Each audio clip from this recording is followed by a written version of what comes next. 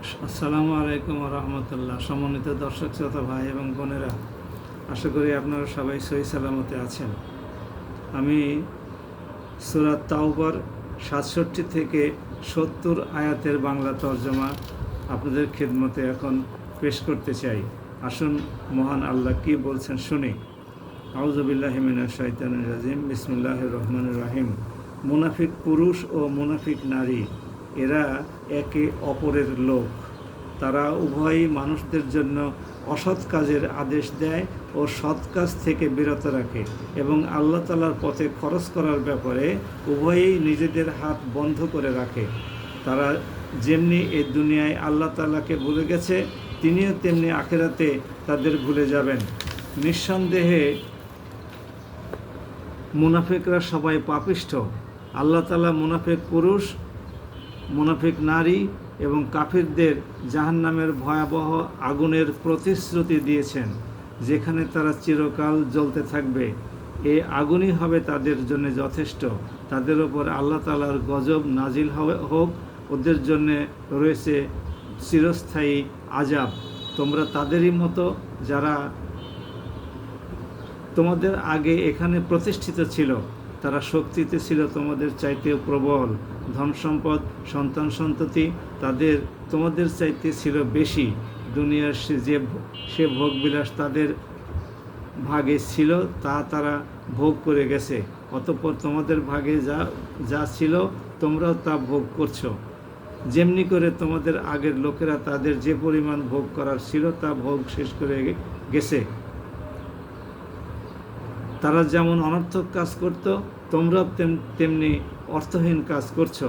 এরা হচ্ছে সেসব লোক দুনিয়া ও আখিরাতে যাদের কর্মফল বিনষ্ট হয়ে গেছে, আর এরাই হচ্ছে নিদারুণভাবে ক্ষতিগ্রস্ত। সম্মানিত ভাই এবং বোনেরা, আপনারা স্পষ্ট করে বুঝলেন আল্লাহ রাব্বুল আলামিন মুনাফিক পুরুষ নারী এবং কাফির পুরুষ নারীদের সম্পর্কে কি ভয়ঙ্কর বার্তা দিলেন। তাদের সবাইকে জাহান্নামের আগুনে প্রজ্বলিত করা হবে। দয়াময় আল্লাহ আমাদেরকে মুনাফিকি থেকে এবং কুফরি থেকে নিবৃত থাকার তৌফিক দান করুন।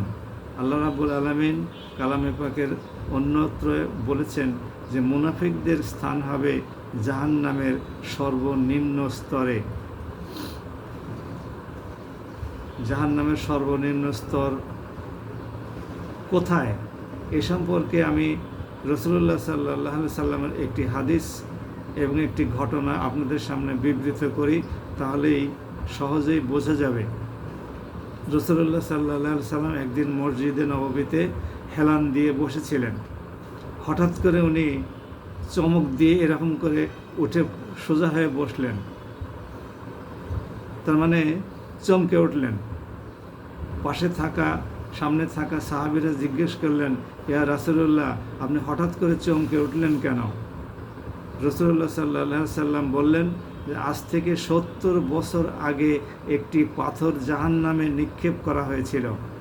সেটি এই মুহূর্তে জাহান্নামের সর্বনিম্ন স্তরে পতিত হওয়ার কারণে যে শব্দ হলো, সে শব্দেই আমি হতচকিত হয়ে চমকে উঠেছি।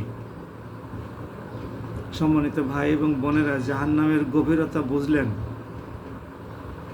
যদি হাফ কেজি ওজনের একটি পাথর অনুমান করে নিন, যদি ৭০ বছর আগে নিক্ষেপ করা হয় নিচের দিকে এবং কোনো রকমের প্রতিবন্ধকতা ছাড়াই ৭০ বছর পর্যন্ত পথ অতিক্রম করে একটি স্থানে নিপতিত হয়, তাহলে সে স্থান দুনিয়া থেকে কত দূরে আপনারা একটু কত গভীরে অনুমান করে নেন।